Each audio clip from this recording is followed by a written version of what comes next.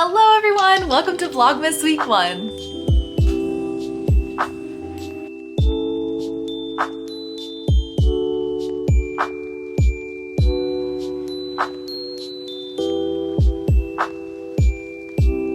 So if you're new, my name is Casey, I'm 30 years old, and I live in Jersey City with my boyfriend Ryan. I moved to New York around 6 years ago, and I've lived in a lot of different apartments in New York City. I started off my account on TikTok and Instagram, really home decor heavy, and now I'm focused on more like lifestyle and just sharing a lot of fun, and I've started dabbling in YouTube. I'm basically really terrible at sitting still, so I was just sitting on my couch watching other vlogs, vlogmases, vlogmasai, and I was like, why don't I just make my first vlogmas? And I've never done it before. I don't know what the rules are. I don't think it matters. I think it's just spreading Christmas and holiday cheer, and that's what I'm trying to do. So for my vlogmas, I'm pretty much just gonna do like weeks in review, if that makes sense. I'm just gonna talk about what I did during the week to like bring Christmas and holiday spirit and all of that and just share the fun with you guys. We did so much this first week of December. We got our first like chopped down Christmas tree, very Hallmark Christmas tree farm. We also hosted our first party in our apartment together, which was a really fun Christmas party with all of our friends. And we ended up going into the city too, which is always an adventure to see some of the Christmas stuff. I've got a crispy Coca-Cola from my new Anthropologie. It's a little penguin cup. I got some Santa ones too. So let's go ahead and get comfortable, grab yourself a nice beverage, and let's get into it. Okay, so the first thing we did is that we went to an actual Christmas tree farm. I spent my first Thanksgiving with Ryan and his family, which was so nice. I actually worked the Thanksgiving Day parade this year. The parade has been a dream of mine forever to work and be a part of, and it was a crazy, felt like once in a lifetime opportunity. It was a whirlwind. I was up at 4 a.m. I was so tired by the time we got on a train and headed over to Ryan's family to spend Thanksgiving with them. But it was so nice. I love his family. It was just really warm and a really special time to be with them. And they live in like a smaller, more quaint part of New Jersey. So we decided to round out the weekend by going to a Christmas tree farm. I'm from like Miami, Florida. Like we go to Publix to get our Christmas trees. So I'd never done this before. And it was such a fun experience, just like walking through all of the trees and picking one out together. Ryan, God bless him, was just like on the floor like sawing this tree down. It was a whole experience, but it was a lot of fun. And then his parents so graciously drove us back to Jersey City, which was so sweet. We like tied up the tree, put it in the car, drove all the way here, untied, like took it up the stairs. It was a whole production. And I know that a lot of people don't like to get real trees because it is so much effort and so much work, but it was just such a special experience and one that I'll always remember. We ended up getting a little ornament from the farm that we went to. It was like Cherryville Farm, so that we can always remember that experience. And you can see a sneak peek of her right there. The little star is right on top. So once the tree was in the vicinity in the apartment, I wanted to decorate the whole space. I've always been someone that super decorates apartments, and I think that comes from my mom. Growing up, she would always deck out the house in decoration. She still does. Like when I come home, she'll decorate my room entirely for me. It's always a surprise what it looks like. And so I love to just bring that Christmas and holiday spirit into the apartment. Even if it's a small apartment and there's not much that I can do, I will still do something. I try to limit myself to one like medium bin. It's a large bin for the Christmas decorations, but for like seasonal and holiday decorations and stuff. So we have a Christmas bin that I just like take out when it's the holiday season, and it's always so fun to remember like different decorations that you have. So Ryan and I took the bin out. We put up this like really nice garland that I got from Amazon a couple of years ago. I think a garland is such an easy way to bring like a little bit of spice into an apartment. We put up these really sweet stockings that my parents sent me. We have the same ones at home in Miami, and so my mom had the same ones made for me and Ryan here, which was so sweet, like an extension of home. And they also sent us a quilt this year because this is Ryan and I's first Christmas in our apartment together, so they sent us a quilt. My parents have a quilt that they've had for like a super long time. And so they thought it was just a nice something that we can have for many years to come, and I really love it. It's such a beautiful quilt. I also was able to score the gingerbread pillows from Marshall's. I was shocked. I had seen these all over TikTok, and I went to Marshall's on like 6th Avenue and I think it's 19th Street in New York. And I always have a lot of luck at that TJ Maxx and Marshall's, but I was shocked that they still had them. I found them right in the pillow section and snatched them immediately. And they look so cute. We have one on each side of our bed and I love how they look. We also put some garland in the kitchen this year. I'm in the kitchen, I'm on the floor. Ryan and I live in a railroad style apartment, so here's the apartment tour. I'll actually do a real apartment tour at some point, but the kitchen is here, the living room is there, and then right behind the French doors is the bedroom. So I feel like putting some garland over the kitchen cabinets just really kind of extended the Christmas decor throughout the whole apartment, which I really love. And we really wanted to do that because we hosted our first Christmas party and we wanted to have some decor and just a lot of fun throughout the apartment. I absolutely love hosting, and it's honestly been a long time since I've hosted. And this apartment that Ryan and I are in, he lived in this apartment before I moved in, and then we essentially did like a revamp to the space, which was a lot of fun for both of us. But I always kind of pictured it as this like temporary space, but it's actually turned into this space that we really love. And I wanted to share that with my friends. And even though it's a small space, I would encourage you not to be afraid of hosting in a small space. If it's something that you love and something that brings you joy, you'll figure it out. Like our friends didn't mind sitting on the floor and kind of like squeezing into different spaces together. As long as you're all having fun and there's good food, people are happy. So some tips that I have, I wrote them down for hosting in a small space. I think something that was so great for us, this was kind of more of a dinner party. I'm in my like cooking era. I'm very into cooking right now. I always hated cooking.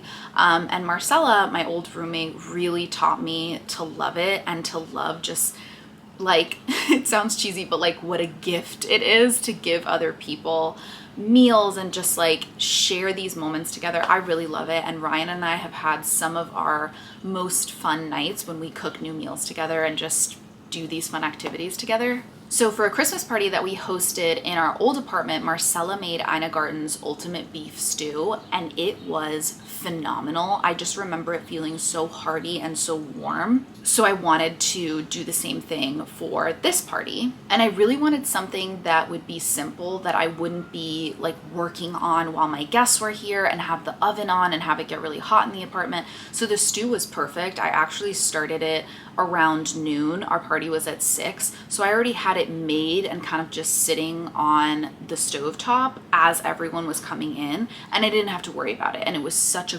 great way to feed a ton of people without having that stress factor. Not to mention that it was incredible. I mean, all of Ina Garten's recipes are amazing, and this was just so nice.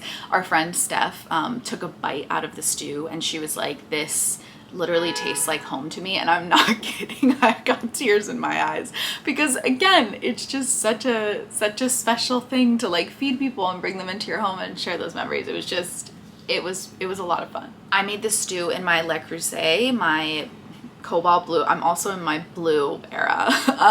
Cobalt blue Le Creuset, which is one of the best purchases that I've probably ever made. I went on vacation with Ryan and his family to Charleston, and there was a Le Creuset outlet, and I was like, and so Ryan and I drove over to the outlets, and they were having a huge sale on top of the already outlet prices, and they were able to ship the stuff. So I got my first like Dutch oven, my first big purchase. They shipped it over. I've used it so many times and it makes me excited to cook. Like whenever I know that we're making a soup or something like that, I get excited to do it. So it was just a win all around. And then Ryan made a big punch, like a punch bowl. And we elevated it. We elevated the punch bowl by adding some like orange slices, some rosemary sprigs, and also like a ton of cranberries. He has a book called The Smuggler's Cove, I believe it is, and it had a recipe for something called the Yule Tidal Wave Punch. So he made that and put kind of his own spin on it with some cranberry juice to make it a little more holiday-y. But the people loved it, and it was also really strong, so it's not like people had to be refilling their glasses all night long. It was kind of like a one and done, or like a couple of glasses, and we didn't have to worry about manning the drinks or anything like that. And then before we served the stew, This was actually, in my opinion, the hardest part because I don't think we were prepared enough for it. But we had some appetizers out. Our friend Alexandra made her famous spinach and artichoke dip, which was so good. We bought some cheese from Trader Joe's. We had like olives, like basically made like a charcuterie plate. I did some ranch and veggies. I feel like at parties there's always a lack of vegetables and like I need a vegetable. So I made some ranch and I put out some like broccoli, cherry tomatoes, carrots and stuff like that.